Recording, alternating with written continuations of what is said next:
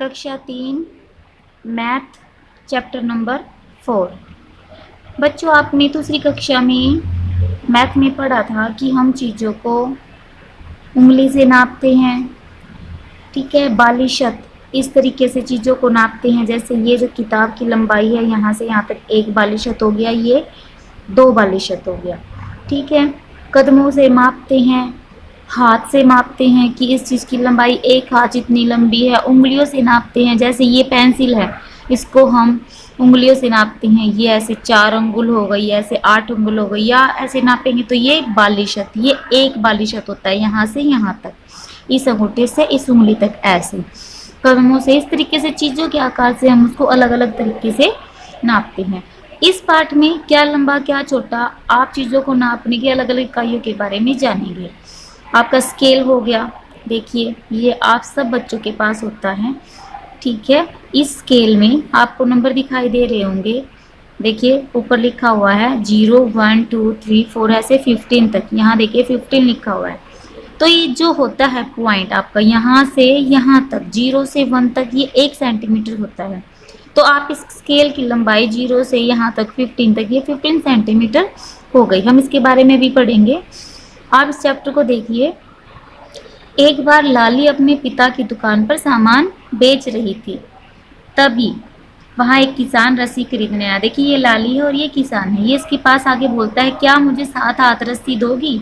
अब 7 हाथ रस्सी का क्या मतलब है कि जो लाली का हाथ है उसको 7 गुना कर दो, इतनी लंबी रस्सी। तो लाली अपने हाथ से एक बार उसको नाप के और उसको 7 गुना कर देती है, तो वो रस्सी को काट के और किसान को दे देती है।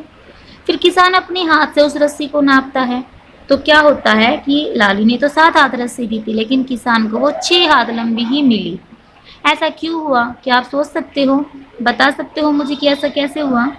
देखो, जो लाली का हाथ है और जो किसान का हाथ है, दोनों की लंबाई में अंतर है।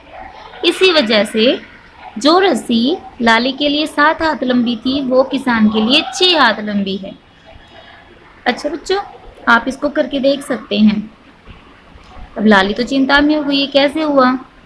तब किसान ने अपने हाथ को रस्सी से नापा और लाली ने उस रस्सी का 7 गुना किसान को दे दिया। फिर लाली ने किसान के हाथ जितनी लंबी रस्सी का 7 गुना किसान को दे दिया।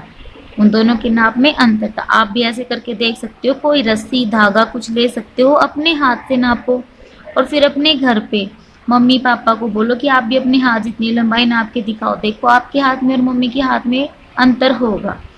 ठीक है, इस तरीके से आप अलग अलग चीज़ों को लेके कर सकते हैं। जैसे आपके घर में बेड है, टेबल है, ठीक है, रस्सी हो गई, मम्मी की चुन्नी हो गई, इस तरीके बहुत सारी चीज़ें आपके घर में होंगी जो आप अलग अलग नाप सकते हैं। आगे जरा सोचो, यहाँ देखिए ये डोरजी कितने कदमों में सड़क पार कर जाएगा। अब ये डोरजी है, इनका नाम है। अब ये सड़क है, यहाँ से यहाँ तक पहुँचने में कितने कदम लगेंगे? आपको क्या करना है, आपको 1 कदम की दूरी नाप लेनी है। आप ऐसे स्केल की मदद से नाप सकते हैं। जैसे ये 1 सेंटीमीटर आई, 0 से 1, तो ऐसे आप इसको नापते हुए यहाँ तक देखो ये कितने सेंटीमीटर है। उस हिसाब से आपको पता चलेगा कि ये देखो, अगर इसको मैं ऐसे घुमाएंगे तो यहाँ ये 5 पे यहाँ ख़त्म हो जाती है, तो इसका मतलब 5, 1 2 3 4 और 5, तो 5 कदमों में ये सड़क को पार कर देंगे। नेक्स्ट देखिए, ये टेबल है। यहाँ देखिए पहले से 3 कप बने हुए थे। मेज पर इस कतार में कितने कप रखे जा सकते हैं? देखिए यहाँ पहले 3 कप थे, मैंने ही इसी साइज के और कप यहाँ बना लिए, तो 1 2 3 4 5 कप और बने, तो टोटल हो गए 8 कप। या तो इस तरीके से कर सकते हैं, या आप कैसे कर सकते हैं कि 1 कप में कितनी उसकी लंबाई है, इस तरीके से आप उसको नाप के भी उसका दुगना तिगना ऐसे 8 गुना कर सकते हैं। तो आपको पता चलेगा कि यहाँ पर 8 कप नीचे जितनी इसकी लंबाई है। फिर है पेड़ की टहनी तक पहुँचने के लिए एक के ऊपर कितने घड़े रखने होंगे? अब यहाँ 2 घड़े रखे हुए थे, मैंने इसके ऊपर घड़े बनाए हैं, तो मतलब कि 6 घड़े तक इसकी टहनी तक हम पहुँच जाएंगे। या आप नाप सकते हो कि 1 घड़ा, देखो ये 2 घड़े के पास मैंने जब स्केल को रखा, ध्यान से देखिए, तो 0 से 1, इन दोनों की लंबाई है 0 से 1। अब पेड़ की टहनी तक पहुँचने के लिए अगर हम स्केल को रखते हैं तो देखिए ये इस तरीके से 4 6 तक इसकी लंबाई हो जाएगी।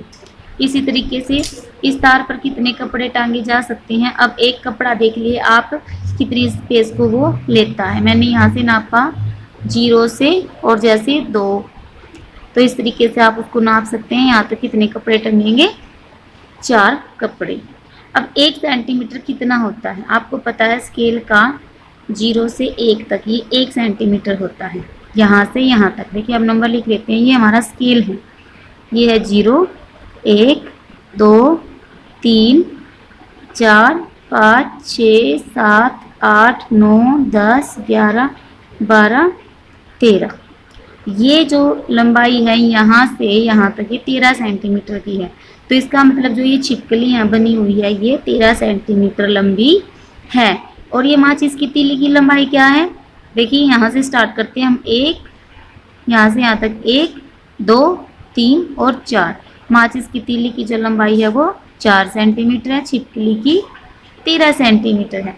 इसी तरीके से आप इन चीज़ों को भी नाप सकते हैं। यहाँ से आप 0 से स्टार्ट करेंगे, 1 2 3 4 5 6 7 8 9 10 11 12। अब देखिए, अब यहाँ से यहाँ तक कितने सेंटीमीटर हुआ, 1 सेंटीमीटर। ये जो पासे की चौड़ाई है ये 1 सेंटीमीटर है। और पेंसिल की यहाँ से स्टार्ट करेंगे, 1 2 3 4 5 6 7, यहाँ तक कितने सेंटीमीटर हुई, 7 सेंटीमीटर। पत्ते की लंबाई देखो, यहाँ से यहाँ तक 1, यहाँ से यहाँ तक 2 3 और 4, पत्ते की लंबाई हुई 4 सेंटीमीटर। आपने अपनी कॉपी में बहुत सारी चीज़ों को बनाना है और स्केल की मदद से उसकी लंबाई को नाप कर और लिखना है ये इतने सेंटीमीटर है। और मेरे पास पिक भेजनी है। ओके बच्चों, आगे का हम अगली वीडियो में करेंगे। Thank you.